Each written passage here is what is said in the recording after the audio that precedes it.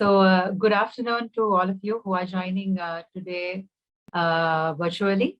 And firstly, thank you so much to the Young Chartered Accountants team, the organizers, for inviting me on this very interesting topic. And before I begin with my session, I want to apologize to you ahead of time because of the issues that we all are going through at the moment. There is a power cut that I'm also experiencing. So by any chance, if you're finding this difficult or if there is any interruption, I apologize to you at the beginning itself, but I have told the team, so I think they can let me know so that I can join back. So we are in this together again, informing you ahead of time just to make sure you are aware. So this is a very interesting topic that they have given me today, and something very close to my heart as well, very, very personally.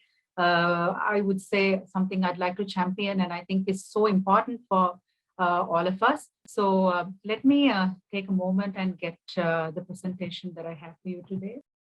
The power of diversity and inclusion in the workplace. I think at the beginning itself, as Nayantara mentioned, diversity is something that is given.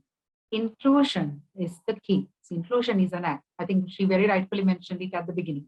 So today's topic that I'm going to speak to you about is the power of diversity and inclusion in the workplace. So D&I, or I'll put it in short, D&I is something that we need in our lives, in our communities, in our countries, in our workplace. So today's topic, I'm going to really focus it around the workplace, diversity and inclusion. And probably I'll take about 25 to 30 minutes and take you through this session and then use the rest of the time to answer any of your questions. So let's get on with the presentation. So before I discuss about anything, I want to draw your attention and I want to make a request to you. Let's look back how the world used to be many years back. So this is how it used to be. So it was very okay. I mean, me being a marketer myself, this kind of ads used to be very okay. And you can see what in 1950, what this ad on the screen, if you look at it on your left, it says 4 out of 5 men went Oxford in this new Van Heusen style. So you can see there are 5 people properly dressed, and it's clearly discriminating in today's times. And look at this ad from 2012, not so long ago. It's talking about, again, nationalism. And look at the ad in 2007, which is again not too long ago, where there is a white male standing and talking about maximizing of the power of your employees. And there are like 6 black athletes, pretty much like, you know, bending their heads. So these are not what I created. So these have been there. So I think that's why I wanted you to look back before we discuss anything about the present or the future. So this is how our world used to be. And let me show you another one. So this is mainly about women. So see the kind of ads in 1969, how that has been done. And stereotyping that women cannot drive, the mini automatic for simple driving. And also in 2008, not too far ago, it says you get win a Russian bride with a vodka. I mean, look at the kind of world that we used to live. But from that to today, so we really need to acknowledge the fact that we need progress day in, day out basis. So such things will never be repeated. And also we get better at this day by day.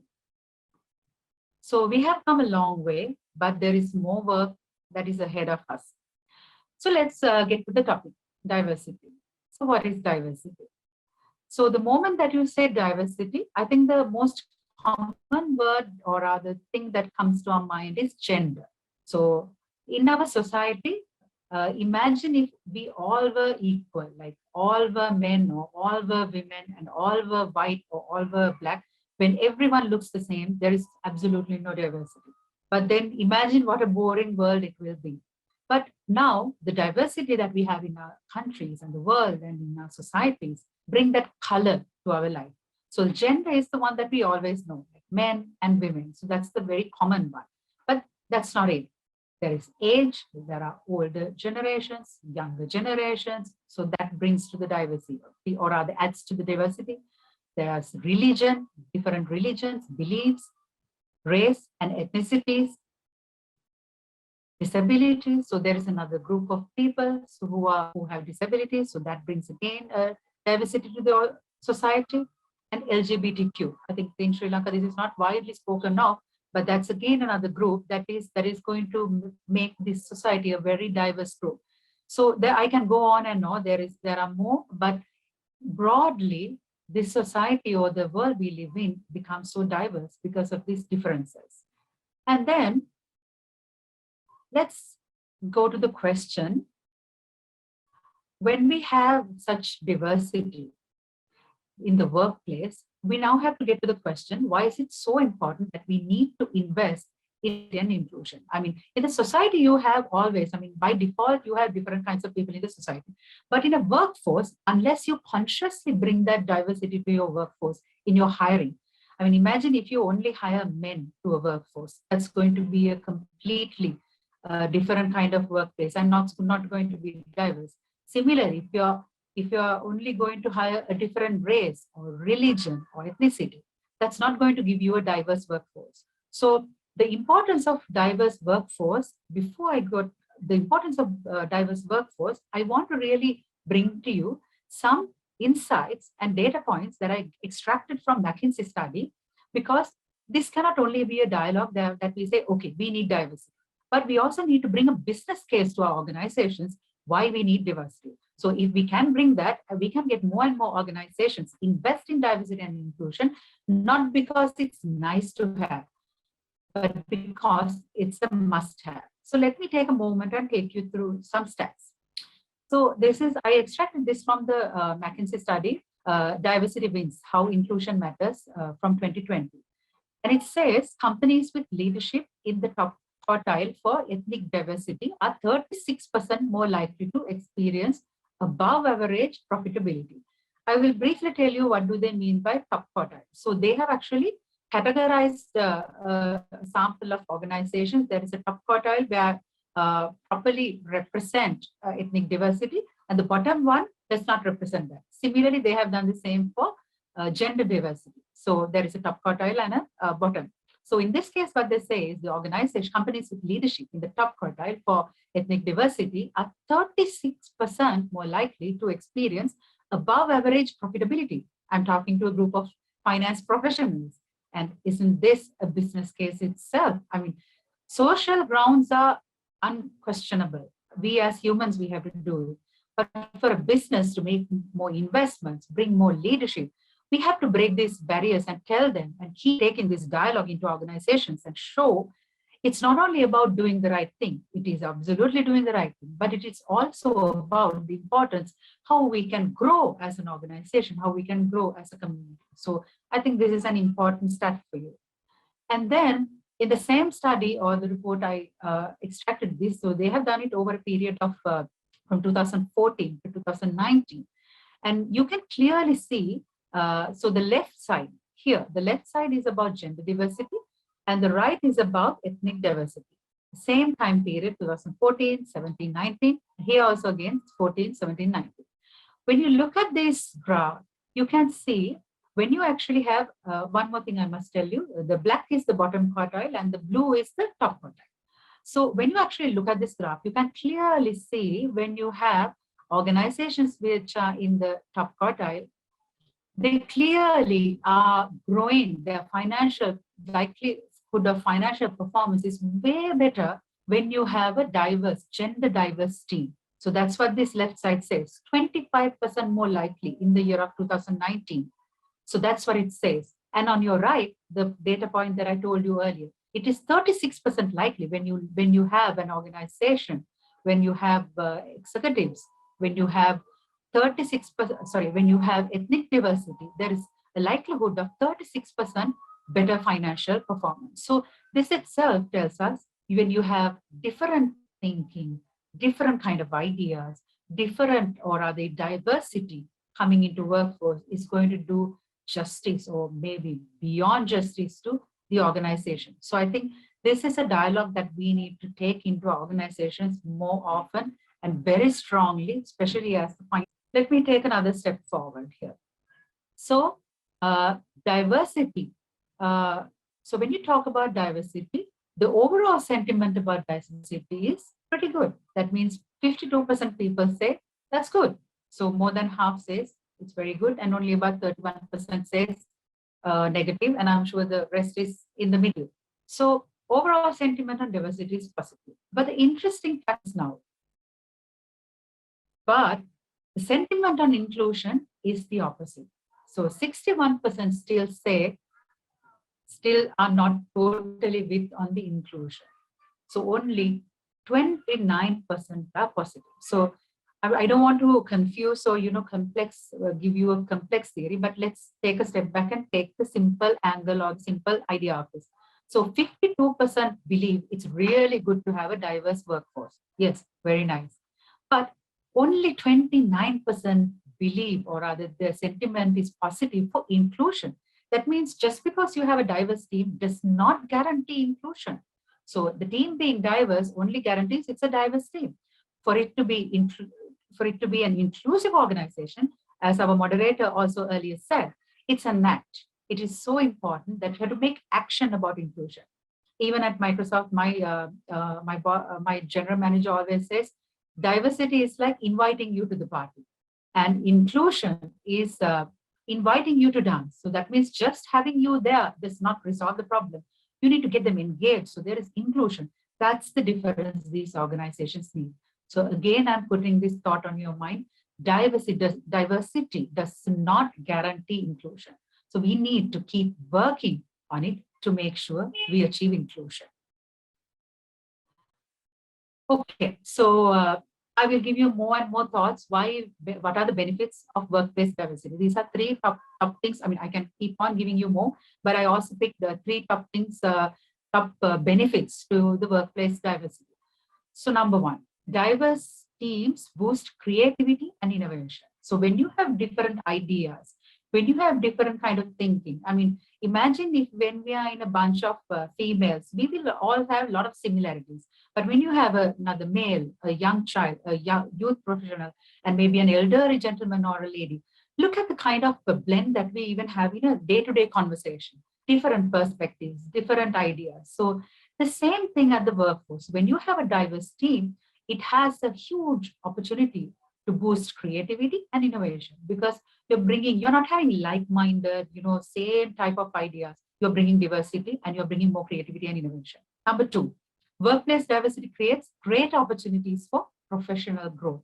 So when you have such diversity, there is a lot of professional growth because you learn from each other. Because if I'm only associating like-minded people, same as me, I never grow. But when I associate with people whom I have not met before, from different countries, from different genders, and different capabilities, I am learning more. Similarly, when you have such a diverse team, there is a lot of opportunity for professional growth. Third one being better decision making. Because when you're making decisions as a diverse team, you're always making sure you're very conscious about the decisions you make. So you don't want to discriminate. You will not be very, how do I say, you will not be very ignorant to some people, some communities, and you will always think very thoroughly, and you will consciously think, how am I going to make sure this decision is inclusive for everyone? So when you have diverse teams, when you're trying to make a wrong decision, always you will see someone raising their hand and say, look here, your decision is going to impact women badly, or your decision is going to impact elderly population badly. So when you have diversity only, such decisions can be made. So there is better decision making. So from that, I will come to gender diversity a little bit. I'm going to double click on gender diversity. On the gender diversity part, so I extracted this from a 2018 report because I couldn't find the latest one. So this is before the pandemic.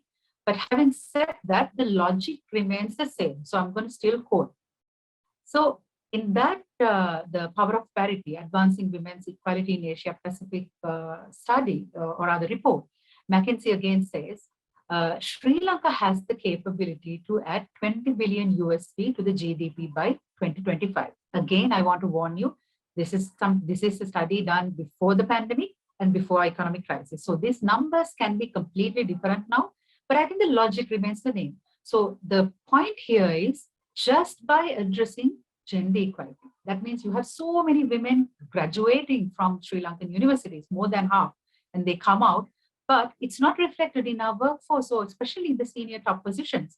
only about 34%. I think that's the range that the workforce participation of women. So just by addressing that, if you can actually bring that up to 50% or closer to that, McKinsey is saying there is so much potential that we can add to our economy. So this is why I earlier also said, this is the right thing to do from the societal angle, the human angle, and the important thing, it's the right thing to do. And also there is a massive economic value. So as a society, for us to flourish as families and communities, this is something the organizations must really invest, understand, and continue to do. So that's why I say, forget this figure of 20 billion, because it must have changed with the Sri Lankan economic situation and COVID, but the logic remains the same. Address the gender inequality, and you can definitely add more and more, a few billions of USD definitely into your GDP by 2025, even before, if you start working on it. So that's the power of gender equality. And then I said that I'm going to double click on the gender. So I'm going to put you on another data point. So this is from the World Economic Forum, a Future of Jobs survey. And there, when you look at the top 3 significant barriers for women are these 3. Number 1, unconscious bias. Number 2, lack of work-life balance and lack of role models. So unconscious bias is something that I'm going to focus later in the slides, because diversity and inclusion is a very broad topic. So I don't have time for everything, but I'm going to really double click a bit on the unconscious bias part. But you can see for women, these are the top 3 challenges: unconscious bias, lack of work-life balance, and lack of role models. So number 2 and 3 itself is a separate topic. But since today we are talking about workplace diversity, the power of workplace diversity, I'm not going to go too detail on number 2 and 3, but I'm going to do that for unconscious bias, because that's going to be a broader topic for all of you. This is the final data point I'm going to show you about the gender equality. You might actually wonder, this only matters to women. I want to actually contradict that and say, no, this data point matters to men and women both equally. I'll tell you why. So because of the pandemic, we have been bridging, the world have been bridging the gender gap over a long period of time. Due to a lot of work these not-for-profits do, the organizations do, they have been bridging the gender gap. But unfortunately, due to COVID, if we were at 100 years, or rather 99.5 years, we have been bridging so that in 100 years we would have been equal. But now more years have been added to this inequality. Now we are at 135 years. That means we are going to now need 135 years to bridge this gap. So why did that happen? So when we started working from home, the burden on women were more. So they had to look at the children, they had to do their household chores, and also while working. So that means instead of doing good for them, it actually added more burden on women. So that's why I said this is not only a women's issue, or this is not something that we should only advocate for women. So the importance of sharing the house load, or sharing and in the household, actually can bridge this gap, so that both man and woman and also the family can have a better work-life balance. So this is something I wanted you all to see, because I earlier started with the diversity as a broader topic. Now I'm double clicking on the women, but we need all hands on deck if we are to resolve this. I actually don't believe that women should discuss about women's issues and men in a different forum. No, I think diversity and inclusion is a common topic for all of us, because as one team, we have to resolve these. So with that, let me move forward here. So I think she's actually saying what I mentioned. A truly equal world would be one where women ran half our countries and companies and men ran half our homes. It's not in reality yet. I don't know whether it will be a reality for the next 100 years, but I think as much as you understand and acknowledge about the empathetic grounds, and also get involved in this solution. I think it's not about the problem, it's about getting involved in the solution. I think the world will be a much better place. Okay, I'm going to play you a small video here, but I think with the time, probably I'll skip this. I think I'm already at 25 minutes. Yeah. So let me jump to unconscious bias.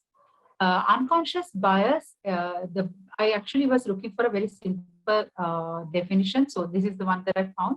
So unconscious bias are the learned attitudes or stereotypes that exist in our subconscious and can involuntarily affect the way we think and act. Let me tell you, I mean, forget all these words, but let me tell you a few examples.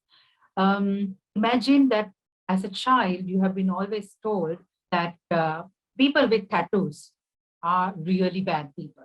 Okay. Imagine as a child, you've been always told that if you see someone with tattoos and a man with an earring and a woman with about 5 6 earrings, they're bad people. If you have been told that, when you grow up to be an adult, in your subconscious, you will always have that. And the moment that you see, imagine if that person is a doctor with tattoos, imagine if that person is a professor with tattoos, you will always have that biasness in your mind. When the moment that you see them, you will feel like, am I being threatened? Am I being, I mean, should I be scared of this person? So that's the best example for unconscious bias. So learned attitudes or stereotypes that exist in our subconscious.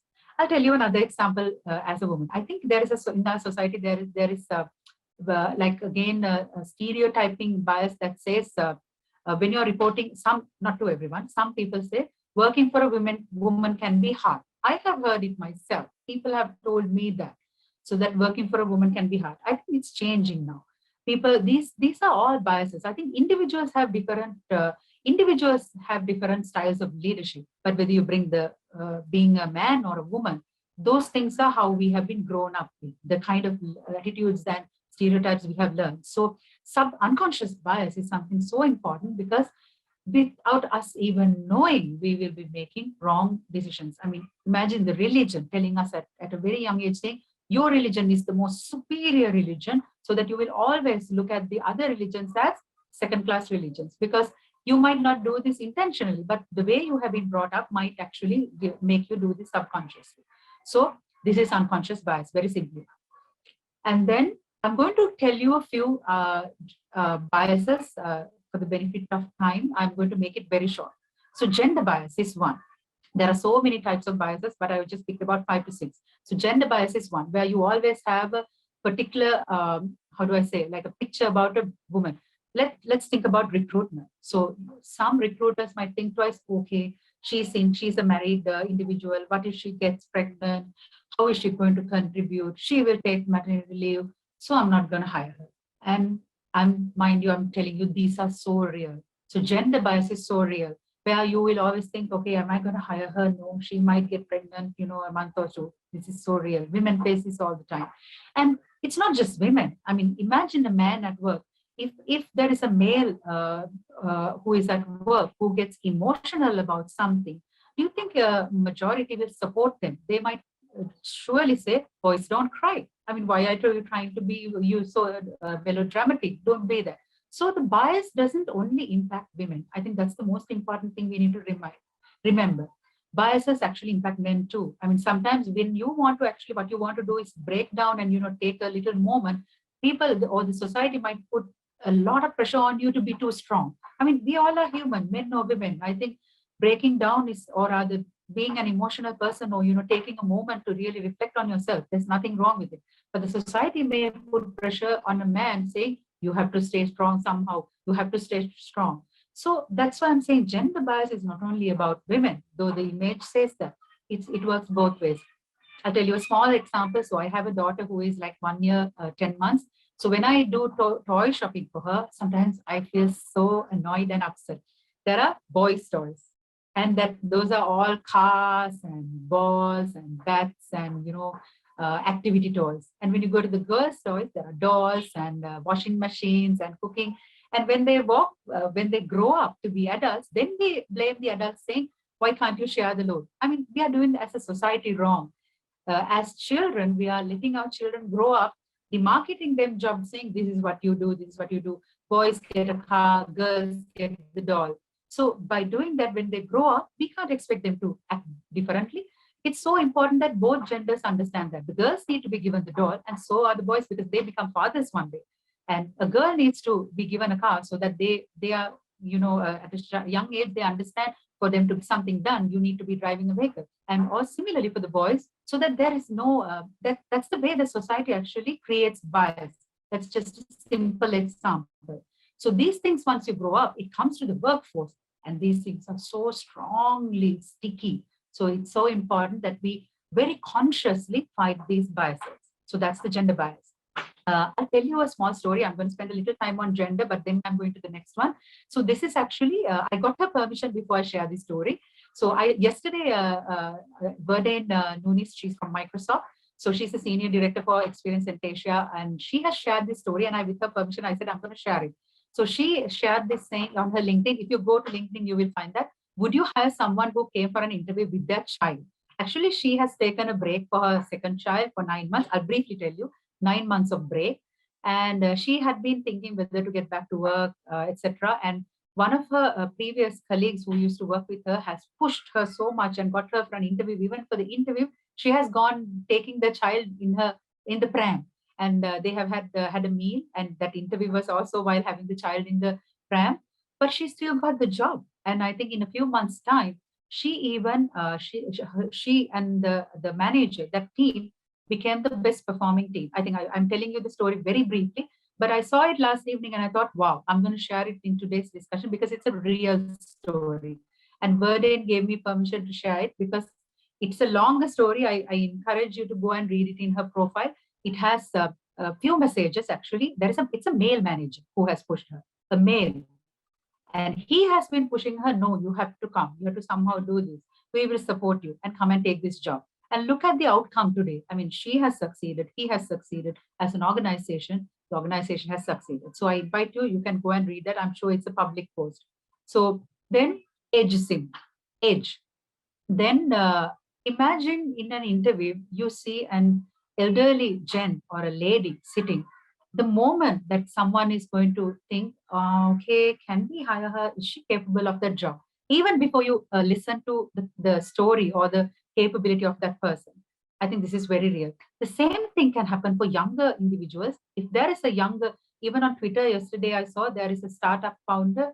There is a founder who has done an interview, and the interviewee has come and thought that she is actually the owner, but the interviewer, because of her age, he had thought that she's just an employee. So this is very real. So the age can be really one of the biases where you always think the young people, you think they're not that capable. For older people, again, a different bias. It's mostly for the older generation, but again, it should be on the merit and not really on the age.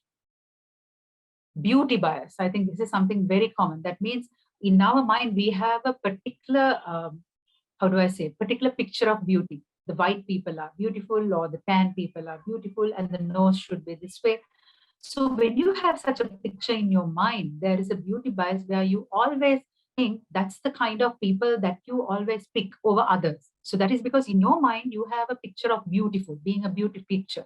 So I think this is partly there. Some companies are also responsible for putting such messages in the society's mind that being, why being fair is beautiful. So I think these things are now changing. But beauty bias is also something that exists in the workplace and can actually even hamper recruitment, hamper harmony at the workplace. Beauty bias is also very real. Halo effect. Halo effect, I have seen it very commonly. Halo effect is where when you look at someone's positiveness, it can be the school that they go to, it can be the university they go to, you always naturally have a mindset thinking, oh, that person is a good person. I think in Sri Lanka, the school is a big part. So we usually think if that person is from that XYZ school or XYZ university, naturally they are the best. So I think that can do injustice to the rest. So halo effect is something that we need to be mindful. So the opposite of halo effect is the horn effect. That means similarly, you have perceptions about people or communities that they are bad, thinking, okay, this community is going to be bad because I already know they're bad, because they don't even look at the merit, the merits of that person, or, by default, there is a biasness in your mind thinking if you're from that university, they're great, or if they're from this university, they're bad, that those things are there. And I think in Sri Lanka, school is very common. I think this is something to be very mindful at your workplace. Affinity bias. This is again, these are quite interlinked or rather very closely differentiated. So affinity is also where when you have a group of people that you want to associate the kind of the things you like, the common things you like. So there is a bias at the workplace so that the others are really, looked at with rolled eyes, seeing they're not part of the community, the affinity based. the perception bias. I think this is also a very straightforward one. When you have different perceptions, there can also be, I mean, this is, though the picture shows a woman, it's not just women. And women also can have perception bias towards men. I mean, there is no gender here. So perceptions also can be creating bias. So this is something I think we all need to be very mindful as we build a better workplace in our organization. So since we are running out of time, I shall go to two videos, but before that, I would like you all to take 1 minute. I'm going to show you a small text. Take a minute or two and please read this text, and then I'll tell you what to do.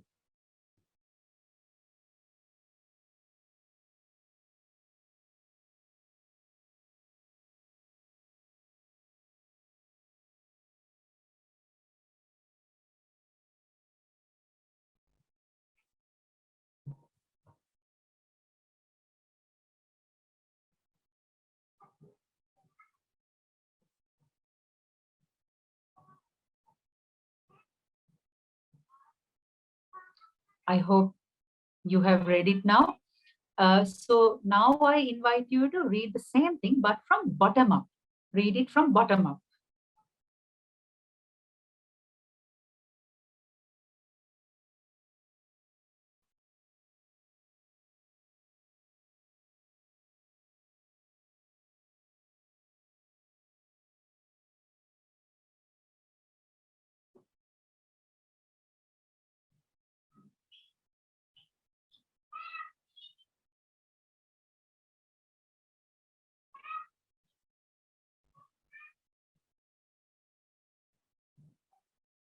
Okay, I hope you have read it. So you can see when you read from top to bottom, it actually gives you such a depressing message.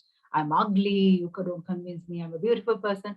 But when you read from bottom up, it actually gives you a completely different message. So, I mean, whilst this is not only about diversity and inclusion, I thought I'll still show this to you because this gives us the perspective again.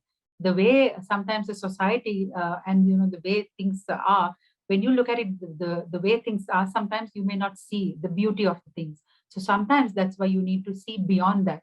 And unconscious bias can be so toxic sometimes unless we consciously make an effort. Consciously, there are many trainings now out there. There are trainings that you can take online. So try and learn more and more about it so that you will think twice before you make these things. And I also want to tell you, we all have unconscious bias. So this is not me making you feel bad and say, I don't have that. No, even I have unconscious bias. Every human has unconscious bias. So that's why we need to learn more and more so that we know how to tackle with it better. So with that, I have two short videos. And with that, I think after that, we can go into questions. So let me play the video.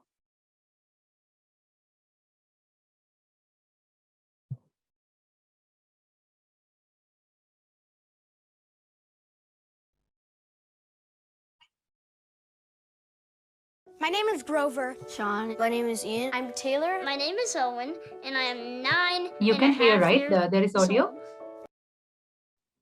Yes.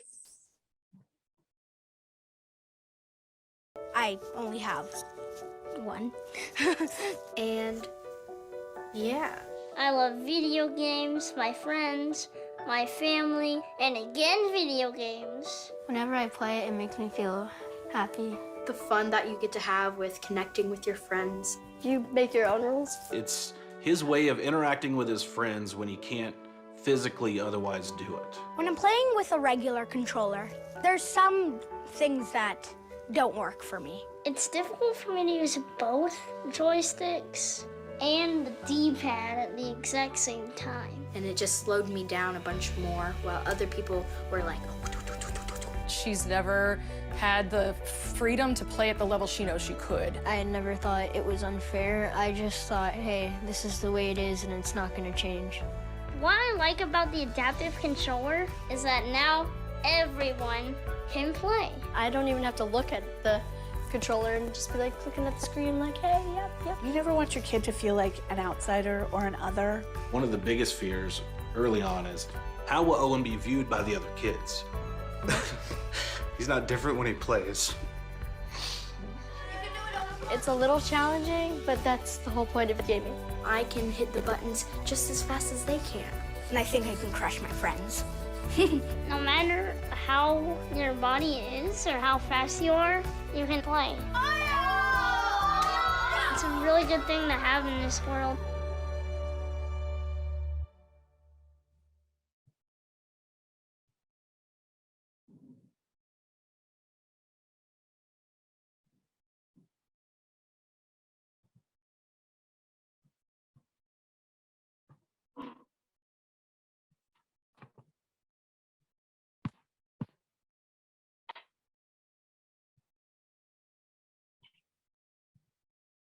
My name is Grover. Sean.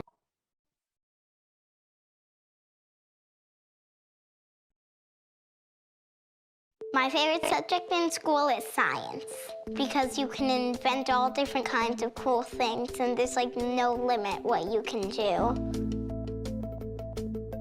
One inventor is Benjamin Franklin. Leonardo da Vinci. Thomas Edison. Albert Einstein. Nikola Tesla. Alexander Bell Graham.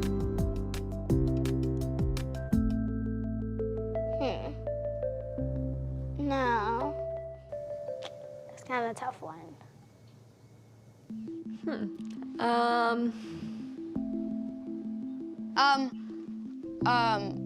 In school, it was always a male inventor. I just realized.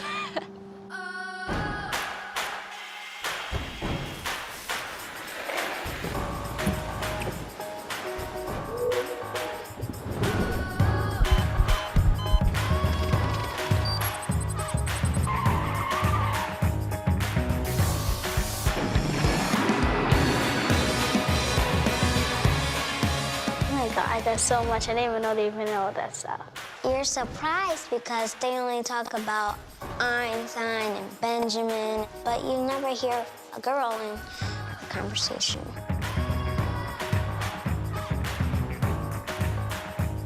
To know that there were women before me, It gives me like motivation that I can invent something and make maybe like a change in the world, and that would be really cool.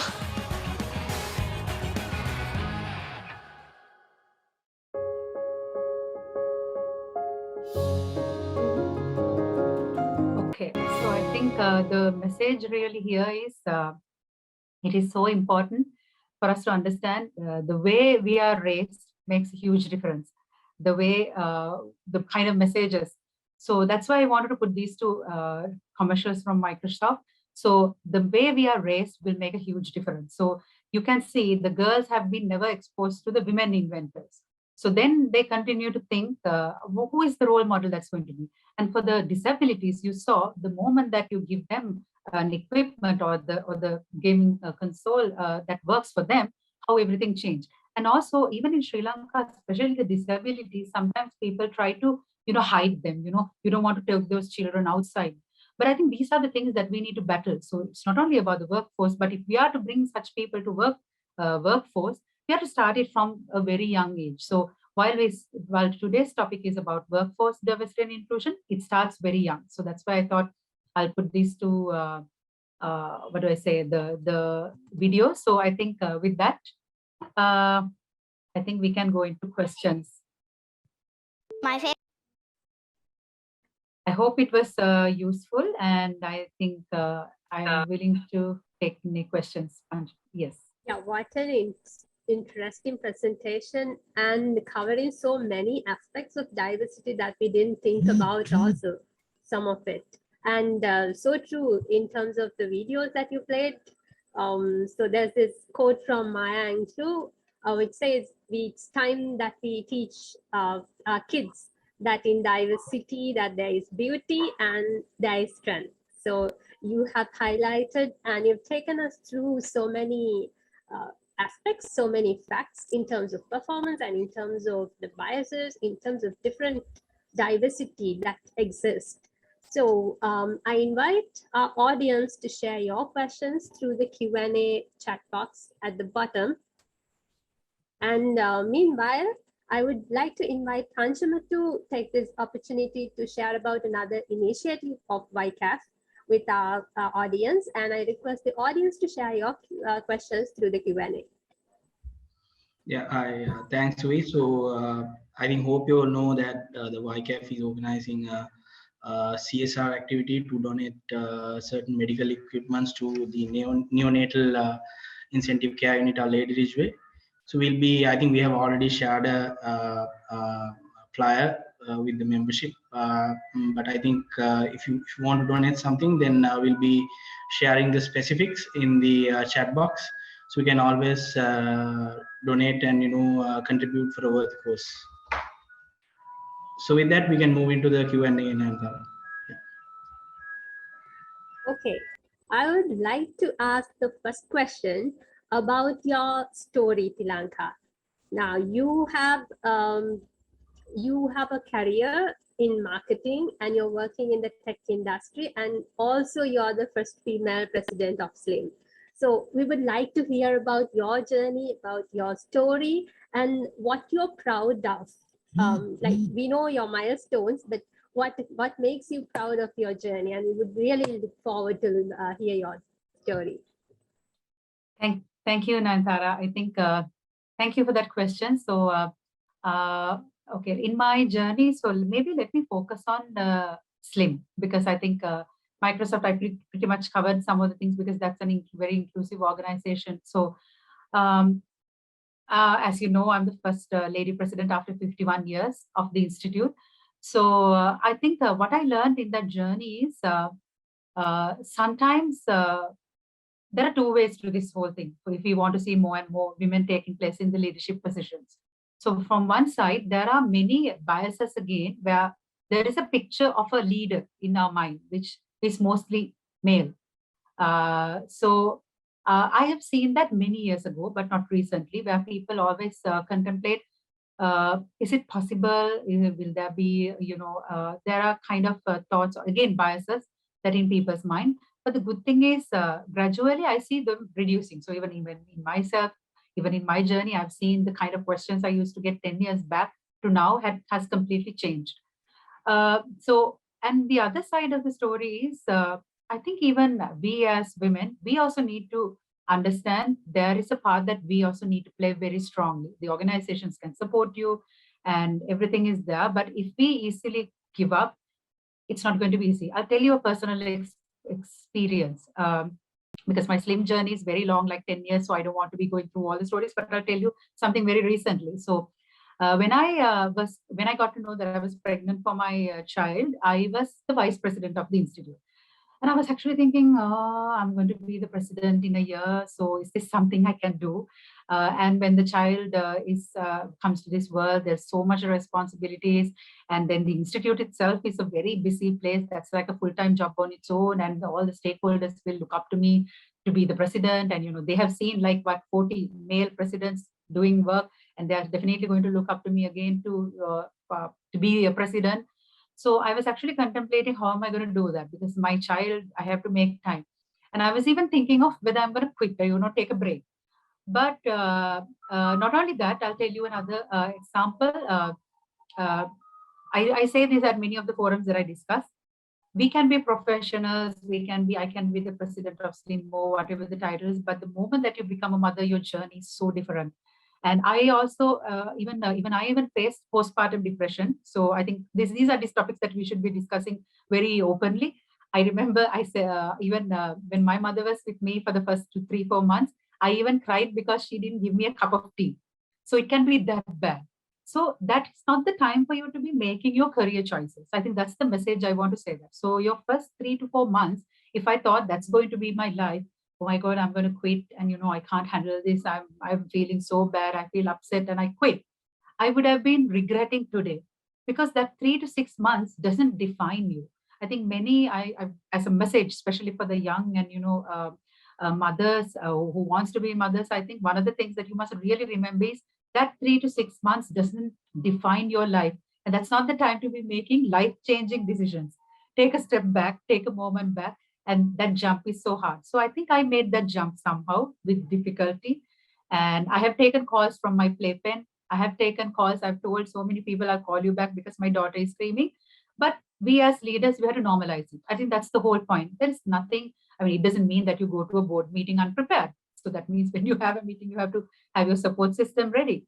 But in your day-to-day work life, you really need to understand this is life. If women are the ones to bring children, you need to be okay with it. So I think I have used my position as the president of SLIM to really take that message, because my daughter is still not even 2 years. I have a full-time job, and at SLIM also, I have been able to do a lot of gender progressive initiatives.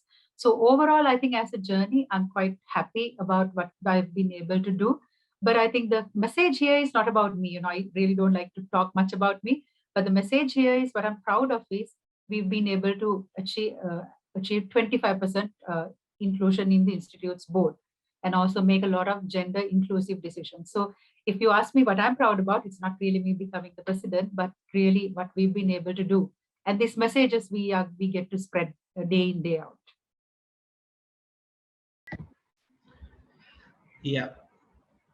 So that's clear, Lankas. So when I was looking at your presentation, I was thinking when you talk about that, the way the vast the scope that we have to look at when you're talking about the diversity, I was thinking maybe as a nation, and also as as the corporate community of Sri Lanka, we might be so behind.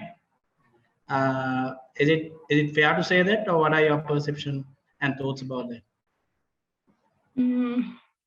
I don't think unless we have an indicator, we can say that benchmarking. I mean, because unless we have like a proper, like a global DNI indicator that benchmarks countries, it could be a bit challenging.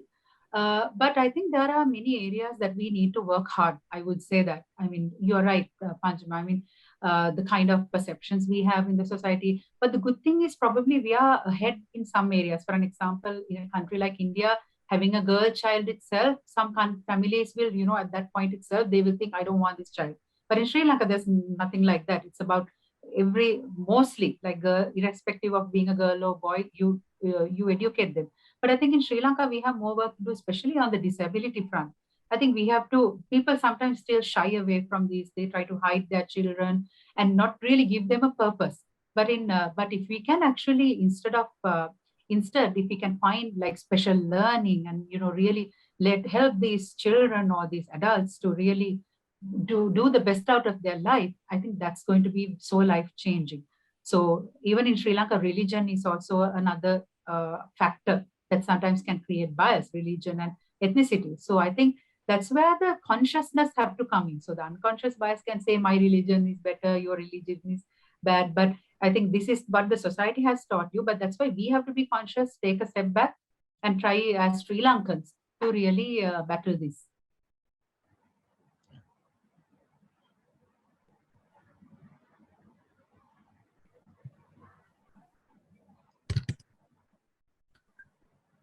I'd like to ask a question based on the presentation itself, because we did talk about the gender diversity.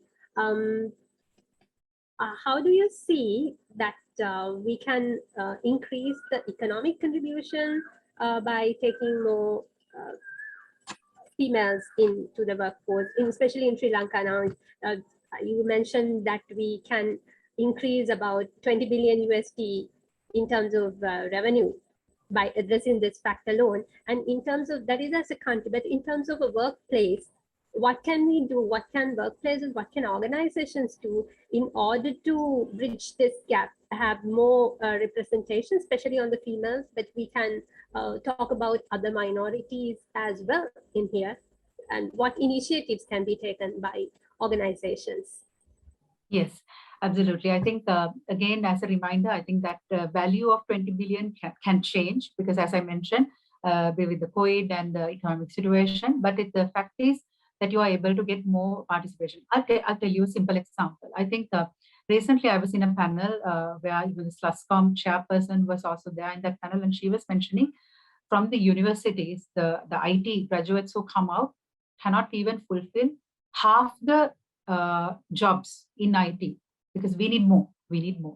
So that I just said that as an example. So that means there is a huge educated portion of women where the government has paid for their education, and up until university they've learned, and they are actually, they have been selected to university because they have intelligence, they are capable of doing something.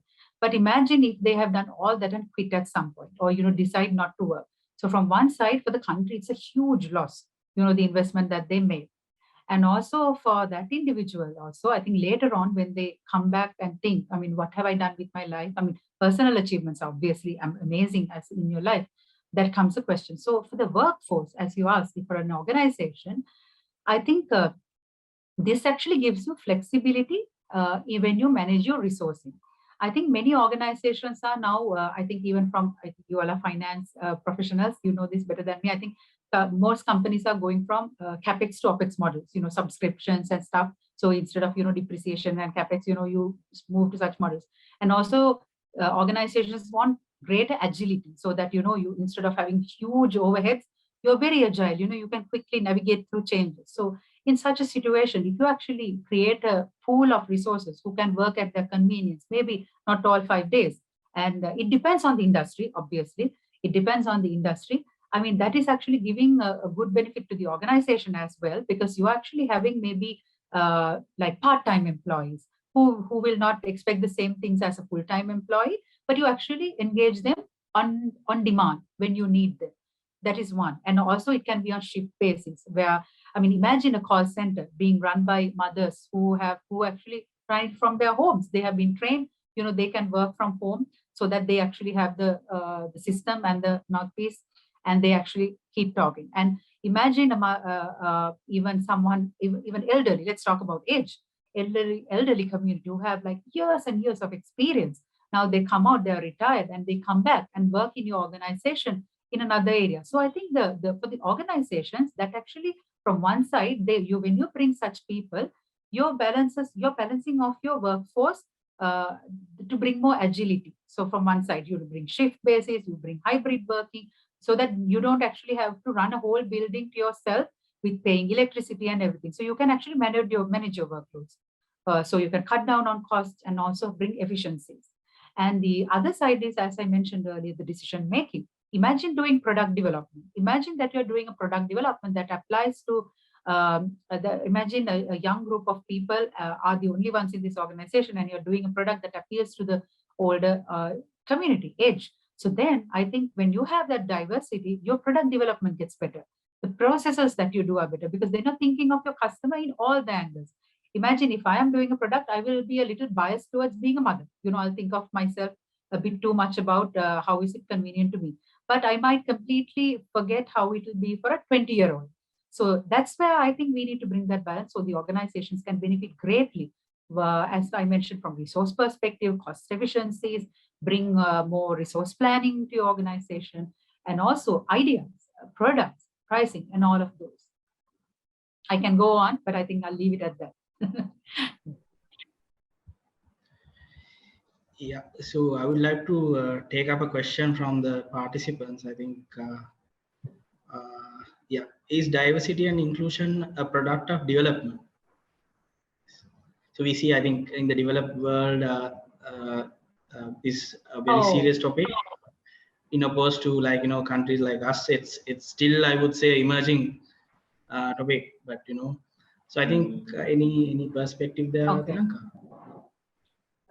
So the question is the diversity and inclusion is diversity and inclusion a product of development? Yeah. Okay.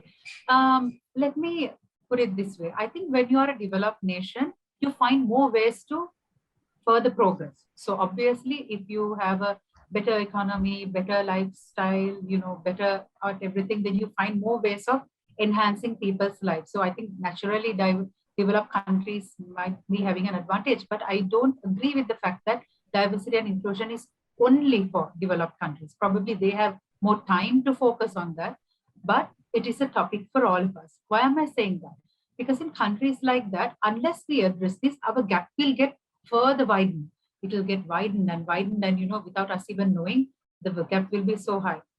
So, and I think especially for a developed country, especially for a developing country, our resources are scarce, right? I mean, for us, the money, we really need to put it to best use. I mean, efficiencies have to be better. So in a situation like that, when you have a workforce that gives you the best efficiency, that is better. So for a developing country, so I think my bottom line or the brief answer I can give is, for the developed world, they may have more time to do this, but developing world, we need it because so that we can get the best out of the workforce, so that everyone gives their contribution. I would like to pose a scenario-based question. Assume we have like two executives, one male and a female with similar qualifications, skills, attitudes, and quality of work, everything. But would you expect in your team for these two, the male and female, to have differences in the way that they communicate, maybe in their behavior or confidence or seeking validation or the opportunities that they seek or risks that they would prefer to take, or like how would they, like two similar people, how would they behave differently, or how would you see, or would you see a difference in them in the team setting? Okay. I think I've worked when you said they are equally qualified, right? Equally qualified, equal.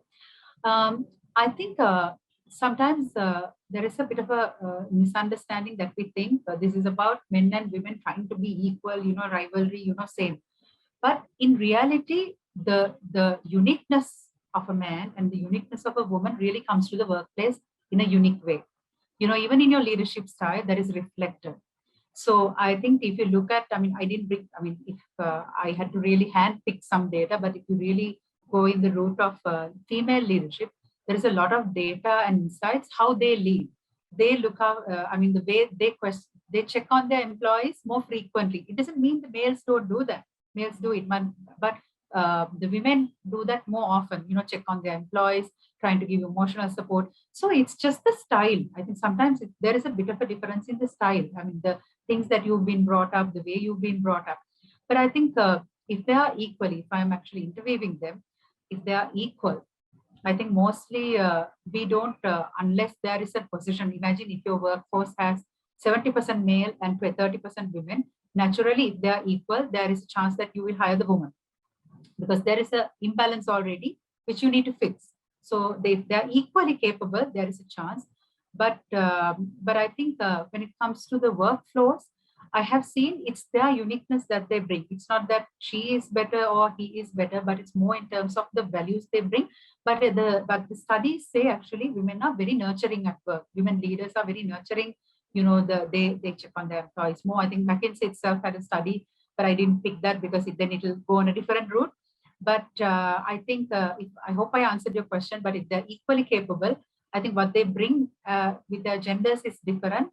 But I think that itself adds the diversity again. That's where I think each other needs to know what are their strengths and weaknesses. Yeah, Tilanka, another question as to we see in some other developed nation and in some other jurisdictions, even let's say if you advertise a vacancy saying a male candidate preferred. So, legally you can't do that in some of these jurisdictions. We still in Sri Lanka, we see a lot of them. And also we see a lot of chaos, ideas and perspective being circulated that, their corporates are being dominated by, their boards are being dominated by white males, and it has to change. And there's a lot of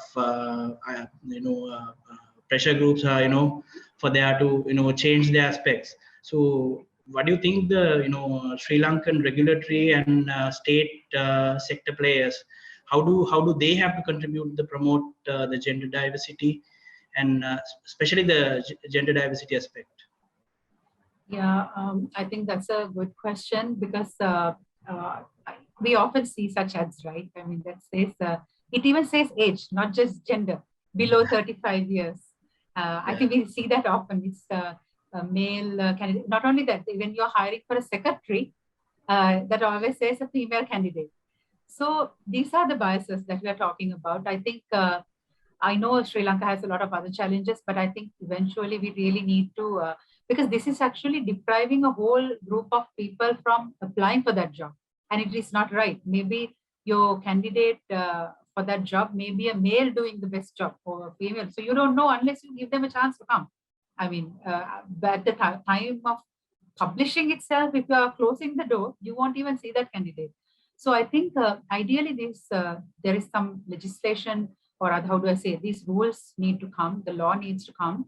And even recently Slim published Slim also actually is trying to make a difference. We have also published a report that talks about, in order to, if we are to accelerate women's economic participation, the things that government and organizations must do, things such as, safe transportation, equal pay, maternity and paternity leave, and better childcare. So there is a element that needs to come in by law.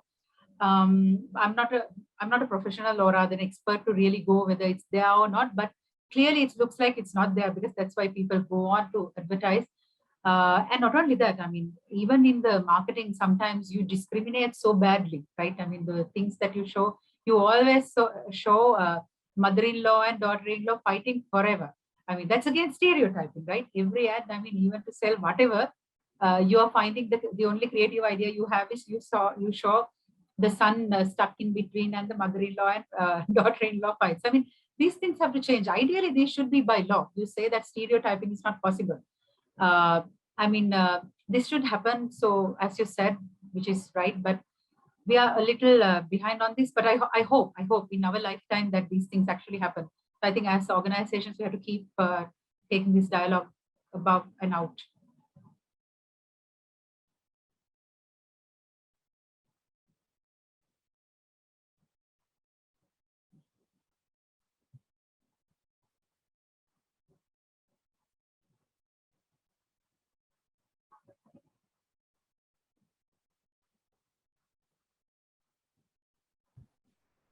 Sue, any more questions from your end? I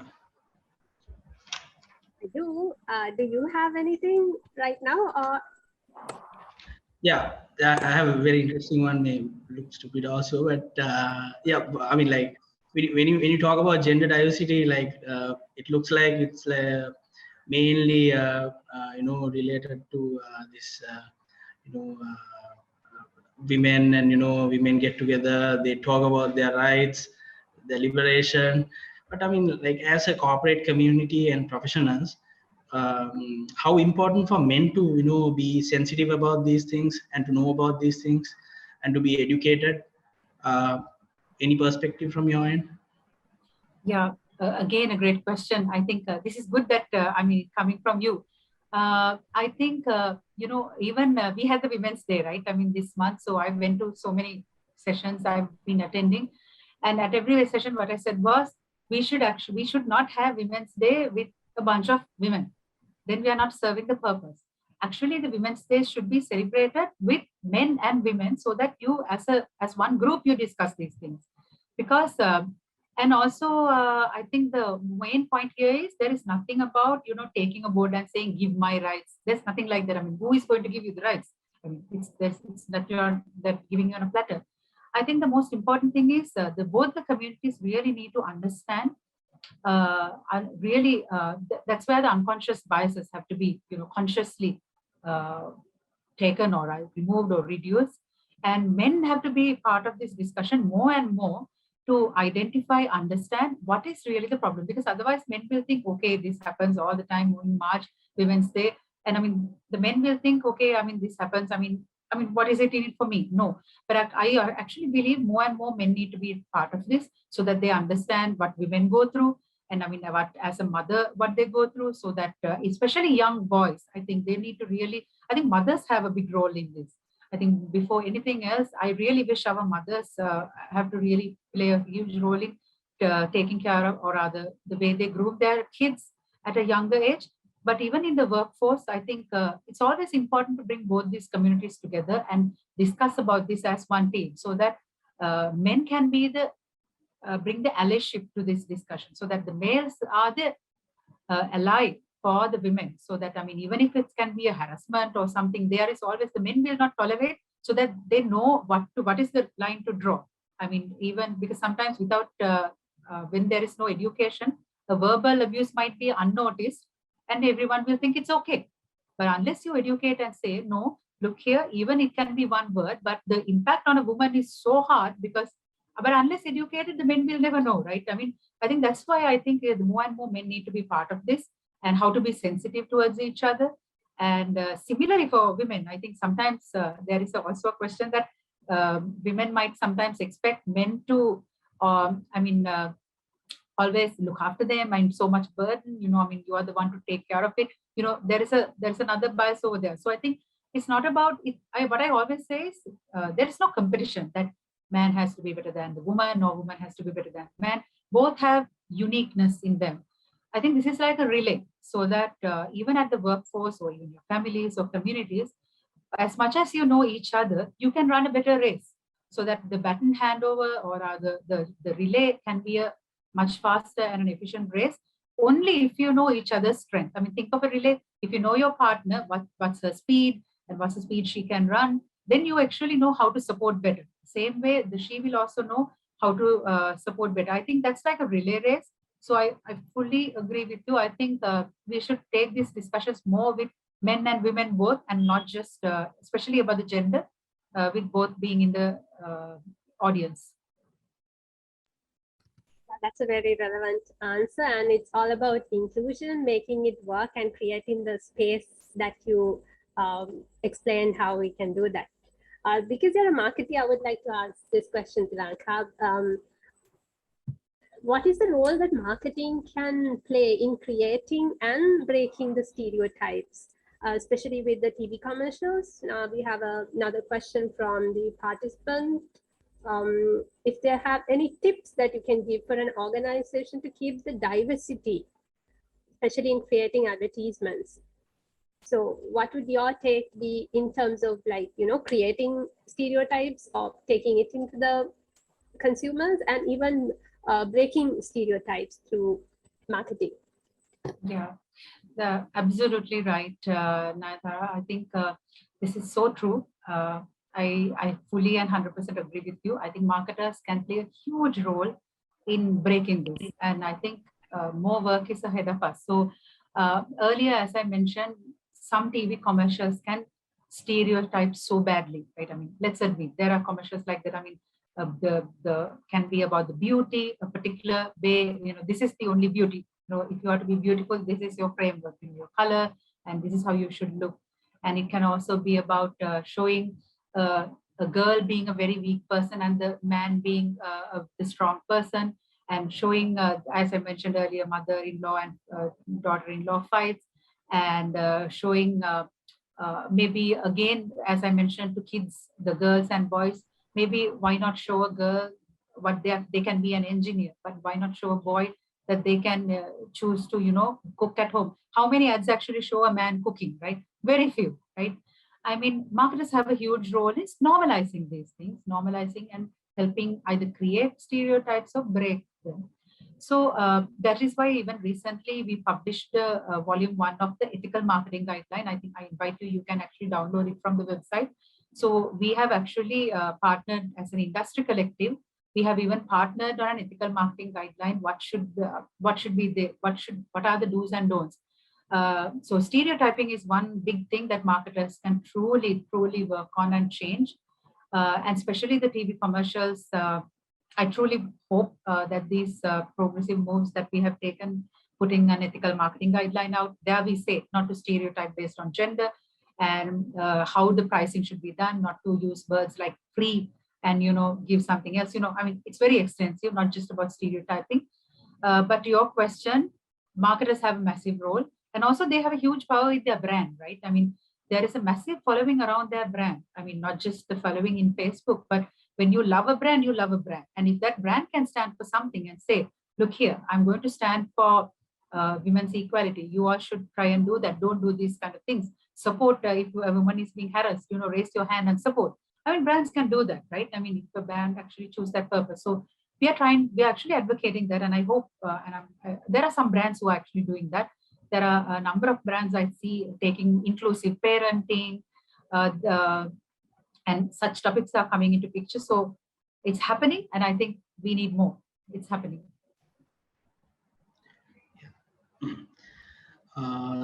Tilanka, how important you think for our corporates to be very transparent and open about their goals and targets, maybe target achievements on the diversity and the inclusion aspects.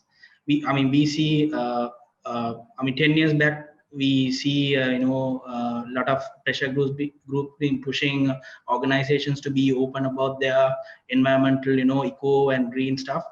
But I think it's time. Do you think they have to be more open about their inclusivity and diversity aspects?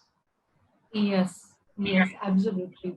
I think if you look at the organizations, especially the bigger organizations with bigger power, and also the ones, even the startups can by design start these things.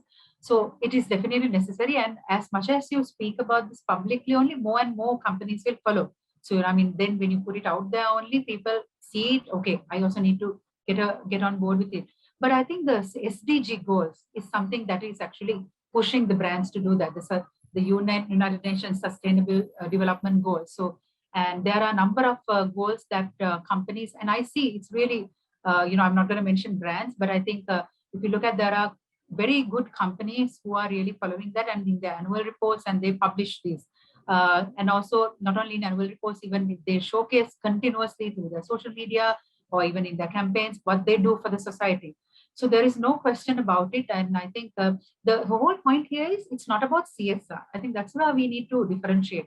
CSR is really corporate social responsibility. You are helping someone, but sustainable development is making sure you're not leaving anyone behind. So you're making sure your development is not at the cost of the earth, not at the cost of pollution, not at the cost of women being left behind, not at the cost of disabilities being left behind.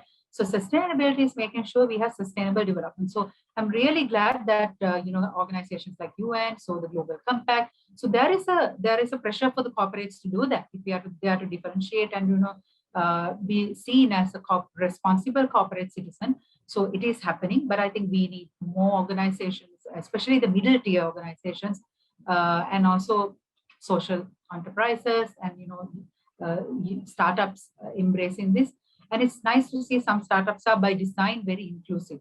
I think some very new startups, they take such purpose in their business, so which is something I'm happy to see. But yeah, so definitely that should be publicly communicated so that more and more will be following the suit.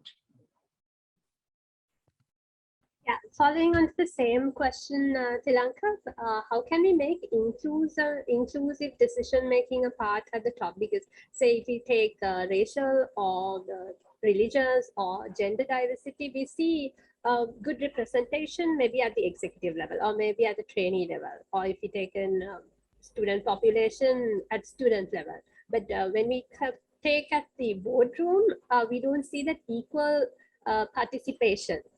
Say at executive level, maybe it's 50-50 when it comes to gender, and you will see all races, all religions equally participating. But when it comes to the boardroom, it might not be the same case. Why do you think it happens, and what can be done? Yes, I think that exactly links to the discussion we've been having at the beginning of this session. That is, we need more and more representation in the boardroom. I mean, imagine if there is like 10 board members who are all equally white, equal age, they all will think alike, I mean, then they might make decisions that are totally non-inclusive for other communities. That's why your boardroom needs to be very diverse, so that your boardroom actually makes inclusive decisions, so that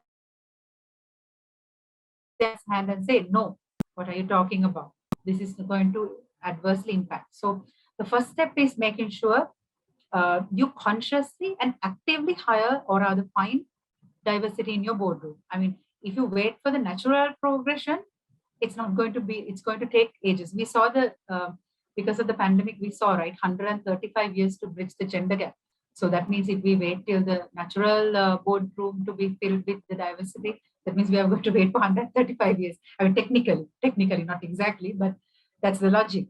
So instead of that, it's so important to consciously take that step forward. So chairmen, board directors, I think institutes that represent board directors have to really forcefully say that, go and find that talent and enrich your boardroom with diversity. So that's one. And secondly, And it should not be just a token or a quota.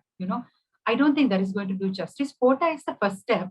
Quota is the first step to forcefully get something going. Otherwise, because people can miss it out, but it won't resolve the problem. Just getting someone to have the tick in the box.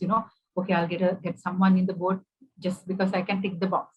So it won't do justice to any organization. So I think while you actively hire or look for people to bring the diversity, you have to also be mindful not to get into the trap of just having a quota. So it's on the book and they have no voice. I mean, imagine you bring someone and they have been told, no, shut up. You are just here for your quota. Don't say anything. I mean, then we are also again not serving the purpose. And thirdly, as you rightfully said, once we achieve that, having diversity, the decisions will always be inclusive. And I also think the progress have to be demanded and pressured upon as well. If that is not there, I think employees should really put that pressure on. Your board is all this, we need to bring that in. And I think we are in a world where with the social media and everything, everyone has a voice now.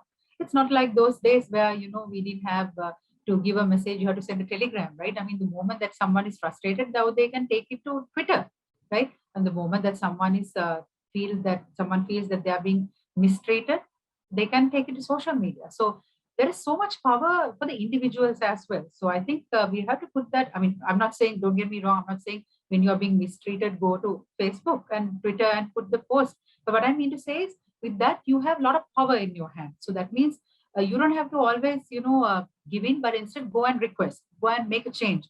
And you can actually be an advocate of your own, saying that these things are needed. So I think we are definitely in a better place. I think as you remember the ads that I showed in 50s, 60s to now, we have progressed so much. Even in Sri Lanka, I'm happy to see that we have nice ads that show, a father cooking a meal for the children and men getting involved in the household. These stereotypes are being broken. So this is nice. So we have definitely made progress. But I hope the boardrooms actively find that diversity. Boardrooms, no one else is going to come and do that. They have to do it themselves. So you go and actively bring the diversity to your boardroom. Yeah. Tilanka, what is the role of professional institutes like yours, Slim, and then institutes like us, CS Sri Lanka, where you get all these end of the day, all the corporate leaders are going to come through all these institutions. So what do you think effectively the role, and since you have been president over there, what sort of action that you have taken? I know some of things that you have touched upon, but if you could highlight some of these things, I think would be beneficial to all of us. No, absolutely, Pancham. I think the associations have a big role because I think CS Sri Lanka and Slim, the uniqueness we have is you have the finance professionals and we have the marketing professionals, and we work closely. I mean, I hope you know that. I mean, Slim and CS Sri Lanka, we share a very cordial, good relationship as to associations. So similarly, all other associations, whether it's individual membership or corporate membership, they all have a power through their community. That means you can take a message to a large audience. So when a corporate does it only for their company, that's only for their company. But imagine Slim putting it out to all our members, all our marketers, mentioning these messages at the events that we do. For an example, now I said the same message in all of my events. When we had the People's Awards, I told this message to all the people who were there, all the celebrities and all the brand custodians, please go do this. So like that, we have to use that power that we have as an association to go change this. And also, as I mentioned, we did a publication to the government and also to the organizations, what should be changed if we have to bring more women to work, ethical marketing guideline. And also we have also identified there are many women miss out or rather drop out of workforce because they feel they can't manage the whole thing, they quit. So because of that, we have introduced a free of charge program for women leaders in the country. And we identify young talent but this one is young because by design it's for young talent, not to discriminate, because it is a young development program. So in that we identify about 50 women leaders, and we give them an intense 8-module program free of charge, which is conducted by top lecturers in the country, including NCR lecturers. So they do the free of charge for this as a community service, so that the feedback that I'm getting from the first batches, their confidence has been boosted. They all are applying for more jobs. They all feel that they have got better opportunities. So I think this is the kind of things we do as an association. That's the difference of a corporate and us. We can actually impact a community and have a bigger voice.